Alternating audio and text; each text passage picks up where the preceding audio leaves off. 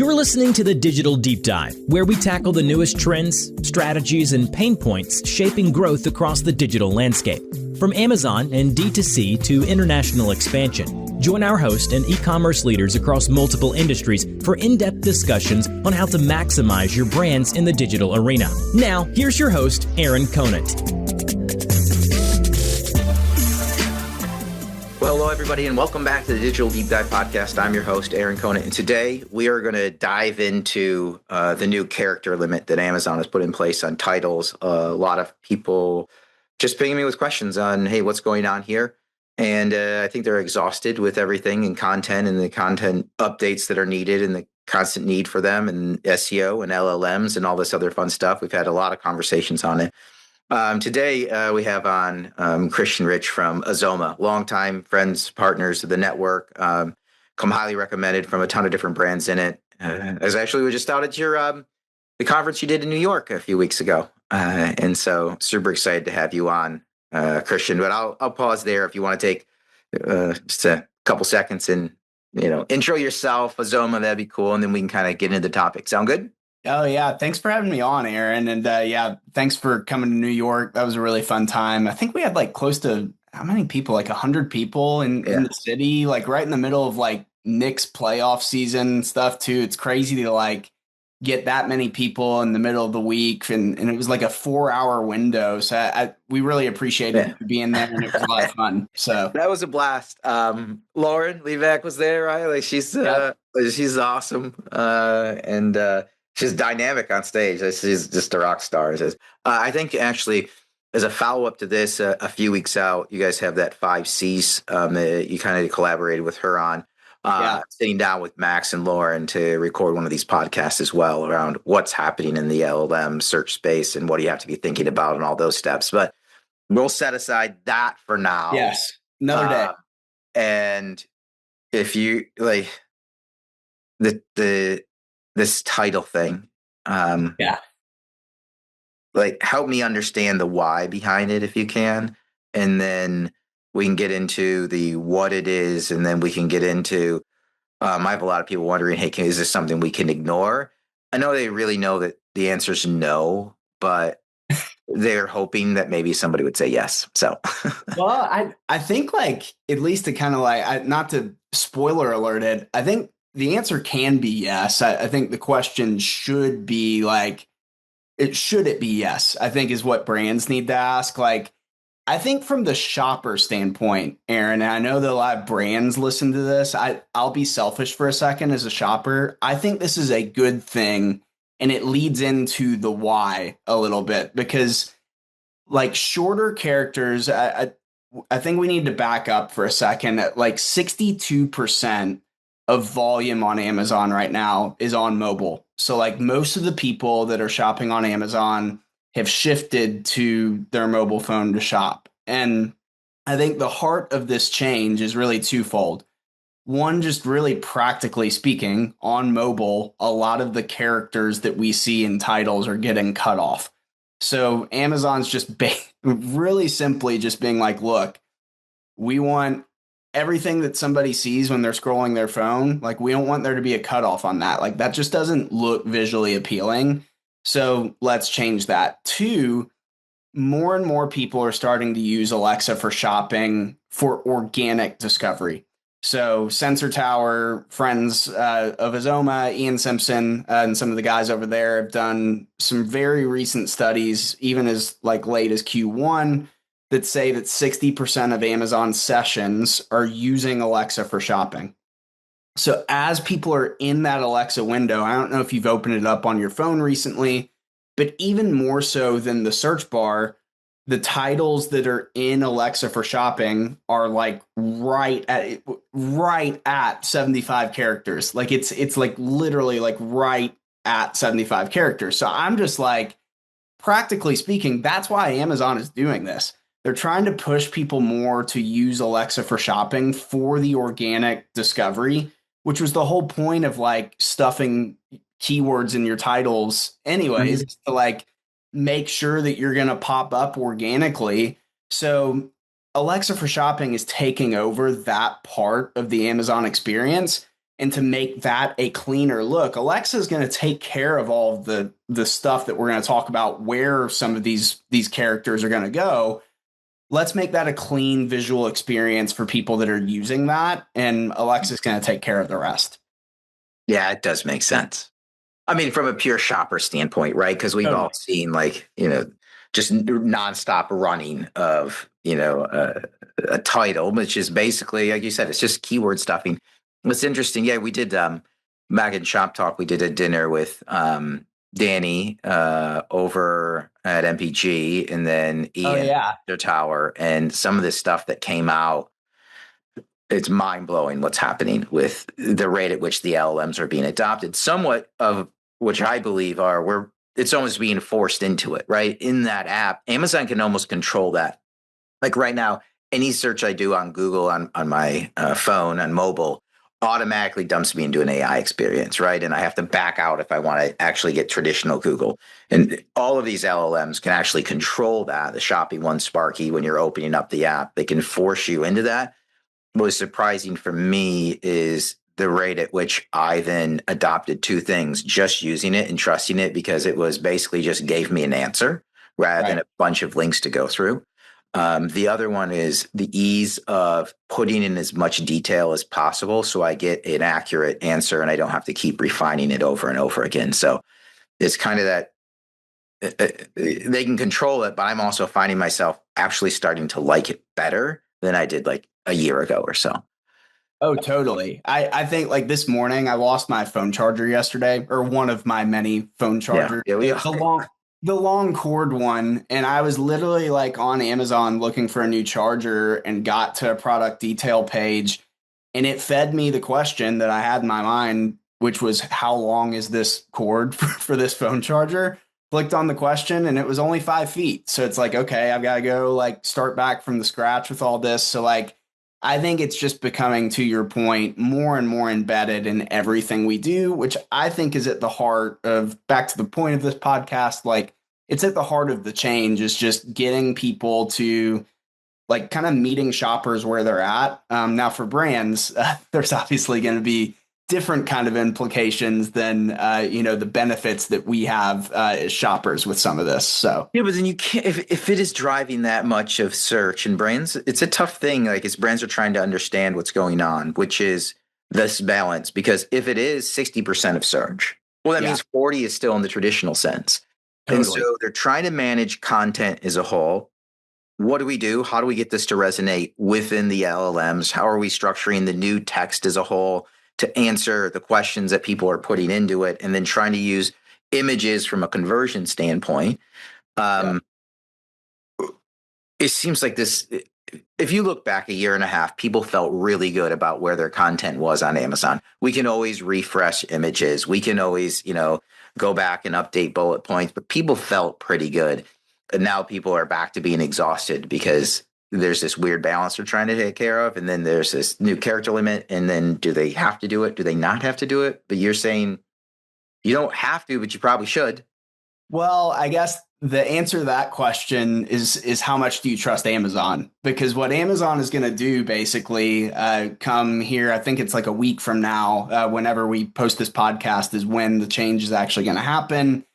Like Amazon is basically going to change your titles for you if you don't change them yourself. So if you trust Amazon to do that, which they're going to kind of use like their AI to do that. So if you want to trust Amazon, I think what they've said is they're going to start with like the best sellers, with it, and then kind of go from there.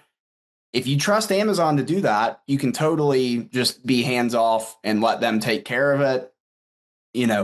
Some of the brand people that I know that work for brands probably are not going to like take that approach, but maybe like what you could do if you want to be more hands off is like let Amazon do it and then see, like, I think there's maybe 14 days after that happens to like edit it and make changes. So you could kind of go with the approach of letting Amazon's AI, do that for you. Again, the people that I know that work for brands are probably not going to take that approach, but it is out there for you to do if you want to. So yeah, there might be, the old 80-20 rule, right? I'm going to grab my top ones that I'm most concerned about, but the long tail of it all, just let Amazon go touch and run with. Then Yeah. what do people have to be thinking about? Like, how do they know how to rename it? Like, when you guys take a look, like, what do you do to go rename like all of these ASINs? Update the title. Well, I think the positive side of this is like a lot of the like crap that you've put in titles, like it's literally been like 200 characters of just like nonsense in some of these titles, or at least again from a shopper's perspective, it's just like, oh my gosh, like this is a really long title for something. I think you can like it kind of frees brands up to just like tell us what it is. Because what Amazon's doing now is introducing this item highlights that you can take some of that text. I think that's what people need to realize with this is like you're not having to abandon whatever was there that was working before. There's actually just a new section that you can put it in, which is called item highlights. So you'll basically take that text, put it into new structured content with the item highlights section that Amazon's going to give you access to. And then it really frees you up to like make that title something that I guess what I would do if I was a brand is look at it as what do shoppers want to see with this title? Like, what is the product? If somebody's in an Alexa tile experience shopping for something or prompting for something, what are they going to engage with most? And then, like, the rest of it goes in the item highlights, which is what Amazon is going to read in the background, kind of like they were doing in the title, anyways. So, that's what I would do is just make it something that actually is human appealing. And now you take kind of like the junk that was in there before and put that in a structured way that an agent is going to ultimately read. So Interesting. So it's getting, I mean, I believe a lot of Amazon is a marketing channel as a whole. So then we're going to get back to, instead of that section could be more of the marketing to the human, right? Because what happened with all of that text was, you have the images on this side to convert, but you were talking to an algorithm on the back end, right? And how could you keyword stuff and how could you put as much in there, not from a marketing standpoint, not marketing to people, but marketing to an algorithm. right. And what I'm hearing is you still have that. It's still getting put in this highlight section on the back end. It's still going to have all that to target the algorithm, but now we're getting back to a title that actually people would read and convert on. Exactly. Because, I mean, think about how people, even not now, like think about a year from now, how this is probably going to look. Like, I think more and more people are getting conditioned. You mentioned Google AI mode earlier. Like, it's a great example of kind of like how these companies, whether it be Amazon, Google, ChatGPT, Walmart with Sparky, we are being conditioned to search by prompts. Like, I almost like catch myself now not even searching kind of like with a keyword mentality. Like I almost like even on Google will start doing the prompt thing like I do on ChatGPT because that's what we're being fed by Amazon. It's what we're being fed now by Walmart is like these questions on things instead of searching for keywords. So I think like if you think about 6 months from now, how that's going to look, like what are people going to do when they go to Amazon if they're not already engaging with the blue bubbles that are kind of like popping up in the experience? You're probably going to start searching like you search on ChatGPT, like you search on Google with AI mode. So with that, the algorithm is kind of being reframed in a way of how do we like structure our content? How do we take the information that was in those titles and start to craft it in a way that actually goes after the way that people search, which is more in a prompt form as opposed to just like quick little keywords like we're used to. So, yeah, it's also interesting. I totally agree. I'm changing the way I do almost all of my search now, phrasing it more as a question. Can you help me find something that does X, Y, Z? And what's very interesting is I think the more and more that first step of conversational commerce that I'm thinking about here, I'm having a conversation with it's an LLM back and forth, trying to get, whether it's Sparky or Rufus or whoever, to get to an answer. At some point in time, the next logical step is going to be making that purchase. And it's going to ask me then, would you like me to go buy that air filter for your 2020 Honda Odyssey? Or it's going to say, that's if we keep going down this path, or it's going to say in a current state, would you like me to go buy that cabin inside air filter long-term Febreze, Honda, Toyota, 2018, 2019, 2020, 2021? Like, Yeah, I'm gonna be like, stop. totally. Stop. Yeah. It's not good for the shopper. Like, Yeah, it's not. But I mean, that's where they want to take us. And so this is actually what I'm just following the study. You're saying is like, this is not only better, but this is the next thing, because when it starts making recommendations in a voice interactive mode, right? Because everybody talks about agentic shopping, it's not here yet. And a lot of it is because of that question. But if it asks me, do you want me to go buy this filter for XYZ car this year? I'm going to say yes. yes. But if it tries to give me the Subaru, I'm like, I don't even know what you just said. I don't know. Why did you say Toyota? I have a Honda. And What you're saying is so like it's so spot on, because I think that the pain in the short term of this, of just like, oh my gosh, like I have to go change all of these listings, like the why behind it and kind of like what it's setting the foundation for is frictionless shopping, like a more frictionless shopping experience. You literally just outlined, like, we as shoppers want it to be easy. And at the end of the day, brands want to make it easy for us to, as we start talking about like Alexa filling our cart and checking out for us and doing recurring purchases for us. How does all of that happen? Well, making it easy on the shopper to get comfortable with that. And how do we do that? Well, like a really easy way is for, as this robot recommends something to me, like I gotta know what in the world it is, like before I agree to do that and get comfortable with it. I think this is like the first of many steps, like down the road, of getting us to the point that like we're gonna be able to do that as a society. Like the way that titles work right now and the way that Alexa or Amazon surfaces those on my phone to me right now is not like a very clean experience to be able to do what you just outlined. right, I was going to try to look up a listing because we've all seen them, right? Like, Oh, yeah. you have to order a part for anything. It's everything that's listed. I just need a new water filter for my refrigerator or something like that. Yeah. I mean it's crazy. Like I think like I'm even looking at this 3-pack of good wipes. I want to give a shout out to those guys. Like there's these new brand descriptions on Amazon to where if I just search for like good wipes on Amazon, Alexa actually gives like a full description of good wipes before I even get to like any of the results, which is really cool. Kind of like a disruptive, like we talk about disruptive things to kind of like the SEO search experience. Like that's one for you right there. If I click into their listing, like it is good wipes, flushable wipes, unscented butt wipes for adults, septic safe, guest bathroom essentials for women and men, pH balance for sensitive skin, fragrance free, 153 count, 3 packs and 3 singles. Like, what in the world did I just read? like if I'm trying to like quickly scroll through something that has already been qualified for me, like that's the whole thing, Aaron, is like we are getting qualified across our Amazon experience now. Like when we come onto Amazon, we might already be qualified from what I've found on ChatGPT, and I just want to go buy it on Amazon.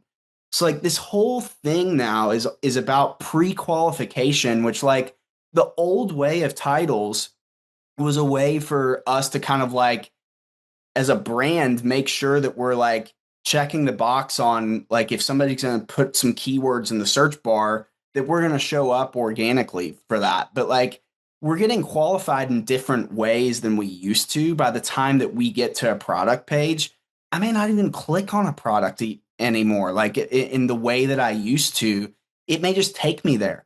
So I think like with this, it's just, again, coming back to that cleaner experience for the shopper, letting them know just really briefly what the product is. I already have confidence that Amazon is kind of like getting me on the right journey to getting there. So then, how are we showing up now then? If keywords, well, they're not totally going away, but how I just explained to you how I search is different. Therefore, keyword stuffing, okay, you can tuck it in this back end, like you're saying, these highlights, and it can still be there. but that's for what's now going to be 40%, which then is Right. going to be 30%, and it's going to go 25 because at some point in time, Alexa for shopping is almost certainly going to make it into the search bar, right? Like right now on a desktop experience, a little off to the side. Yeah. We're just going to expect that to be in there. What does then search look like now for Yeah. for brands? Like when you guys look at it from a content side, what is the new, if the question isn't any longer like what are the keywords I need to put in here to show up in search, what is the question that brands need to be thinking about when they're creating content? I think there's two. So again, to your point, like I think it's well said, like we aren't abandoning anything here necessarily yet. Like I think it's one of those things to where Amazon is giving levers to be able to still utilize like things that are high volume from like a keyword standpoint, like your traditional kind of like SEO strategy now is just going from the title into a new spot. So we're not throwing that out the window.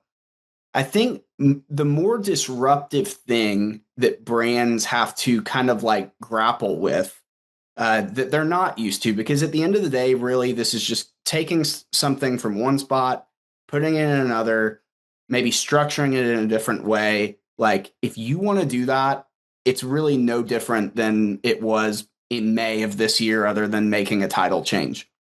I think the big thing from like a search perspective that brands need to consider that actually is different is what Alexa for shopping is doing, like on the product page, which is, we're all familiar with this by now. It's asking category questions about your product. I'll use the example that I used earlier about the phone charger. How long is the cable? Well, like they didn't really answer that question for me really clearly on the page. So I have to ask Alexa that. It shows me different product results for what I actually want. That is the kind of like new game that brands really have to play that's like actually new, is what are the questions that Amazon is baiting people with in your category, whether that's on the product page, it's now in the search experience. When I search for a product in the search bar, blue bubbles pop up in that. Same thing on Sparky, by the way, on Walmart. That started last week on like the app. So I think that's what brands have to kind of think about from like a content standpoint, is like, how am I capturing what people are thinking about when they think about my category? Because that is what like Amazon is kind of like doing in a different way. Like over the past few months, like title changes is something that's like going to be an easy fix. Take it from your title, put it in your content. But really, like what I would want to know is like, is what I'm moving from my title into my content even really relevant to what people are wanting in my category anymore? That's the question that people have to ask, that ultimately is kind of like a question mark for a lot of people right now. It's crazy because people are changing how they search drastically, right? Because it's not just a keyword thing. It is, Right. I think of this scenario, right? Like I'm going to have this is common one I keep going back to from frame of references would be like a coffee pot, right? Like a coffee maker. Yeah. I would never search on, in the past, I would have searched on coffee maker, right? Or new or best coffee maker or top rated coffee maker. Yeah. At this point, at no point in time would I put in lifetime guarantee or 10-year guarantee or anything like a warranty. I would never put that in there, but it would be impactful if it was like a lifetime warranty. And that then now has to be in an image. But what's fundamentally changing is then how we'd search for a coffee maker, which is coffee maker with a modern farmhouse feel. I prefer lighter colors like sage or whatever. Like I'm going to put so much more into it so that it can go in and find and give me a more targeted experience. And go ahead. And when we do that, we now have confidence that like it's going to give us a good result, Like a year ago when we did that, it was like, I'm not going to search that specific for something because it's just going to give me trash. Like what you just said, you can totally find. Like it will show you exactly that. Yeah, and I just want that experience to get easier and easier where I don't have to I didn't even actually want to type it in, right? I actually just want to talk back and forth and get to an answer. And that's because I love mobile, but I hate typing. I hate texting. Like I'm the worst at it, right? I don't respond to text. I just call people. So because I'd rather do done that with me. Type on it. We've done that before. Yeah, right. I just have a conversation. I would literally just pick up the phone and call. So I just want to have this conversation back and forth. And then again, getting to the point, go back to the titles. Like at the end of the day, this is going to happen within the next 18 months. I do believe this, that it will start saying, do you just want me to buy? If you're in the voice mode, do you want me to just buy this for you? And this is the title. And I'll say, yes. I mean, we've even heard it, in the test they did on Alexa just for the home, right? Which was, it tries to give you an ad. Would you like me to get at 24 count, paper towel, long lasting soap slugs, the keyword stuffing. Yeah. As opposed to, do you want me to order you the 18 count bounty paper towel? Yes, please. Yes, please. And keep moving forward with it. So as we're talking about this, Aaron, like it just brought kind of like a thing to mind. I think that a lot of what you've seen in titles that you're going to end up putting in your content now, because that's where it needs to go, according to Amazon, it kind of matches with a gap that I've seen with a lot of brands with their current content when we're thinking about kind of like this whole new search experience.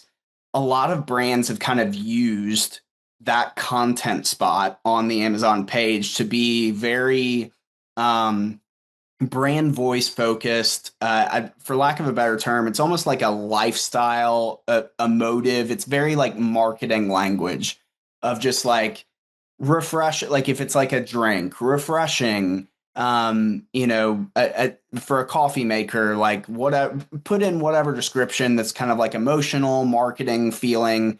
That's what's typically gone on to Amazon pages.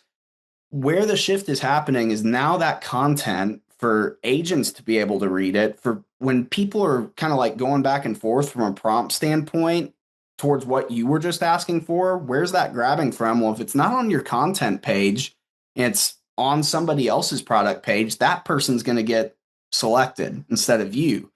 So a lot of this information that, we kind of have that's more detail driven now needs to kind of be structured in a really clear way on the product page in kind of like a more detailed format than probably we're used to, because at the end of the day, by the time people get to your product page, they're more qualified now than they were before, to where they're going to go read every little detail on the product page. Like this is going to be something now to where if you get the product page right with those details, like that's what the agent is using to recommend you. I think that that's the big shift, is like a lot of that marketing language that we're used to, kind of like on even in your images, for instance, like needs to kind of shift to a more clear, structured perspective, kind of like we did with titles before, to where it's like, oh, we want to make sure that we like cover all the details in these titles. Now that's in the product page as opposed to that marketing language, so that it can get selected easier when you're asking Alexa to help me get XYZ. I mean, you guys are just helping a ton of people in the network in this, and showing up in the LLMs, right? The content that's there. Is there any like crazy new things that you see popping up? You guys just deal with so many people and across different categories, CPG. It could be, it doesn't just have to be retailer.com with a Rufus or Sparky, or, it can be ChatGPT or whoever. Like, is there something like crazy that's going on that you're seeing, or where do you see brands stubbing their toe the most right now? I think that brands, you said maybe not channel focused. I think the craziest thing that I'm still seeing is on channels. Like, I think that a lot of because we work with a lot of CPG brands. Like at the end of the day, like a lot of people are covering kind of like, tech companies looking to be visible in ChatGPT and stuff like that. And that's great. Like we're really focused on CPG, brands that are very channel heavy. And I think the biggest thing that we've found in data that is both channel related and LLM related is that a lot of food brands on places like Walmart, Amazon, we are seeing in ChatGPT, 50% of citations in ChatGPT are actually coming from retailers in that category. So if you're a food brand that's listening to this, or even like a heavy CPG brand that's listening to this, odds are in ChatGPT, flip a coin, and the recommendation that's being kind of like listed out in that prompt is coming from a Walmart or Target or Kroger or one of those kind of retailers. So what that means is like your content on places like Walmart or Target actually matters for ChatGPT. Like it's a thing that is talking to each other. It's not like a siloed off, like, hey, we need to have a strategy for Walmart. You do. We need to have a strategy for ChatGPT. You do. But those two things can actually have like a halo impact on each other. It's really surprising to brands when they hear like, wait, so like what I'm doing on Walmart is actually impacting like what's happening on ChatGPT as well. All of these things are kind of like becoming more and more intertwined.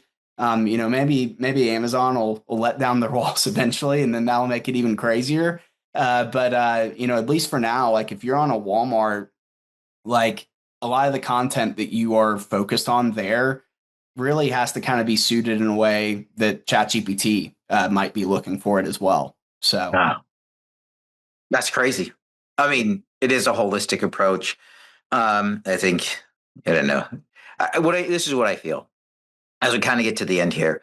I do feel like there is starting to be a method to the madness as AI starts to take hold. That, looking back, a year and a half and how far it's come, a couple of things to remember. This is the worst it's ever going to be right now. But also that, I mean, companies didn't know how to react, and a lot of companies didn't know how effective it was going to be or how consumers are going to respond to it. And we're at a point now where I think we're starting to figure that out.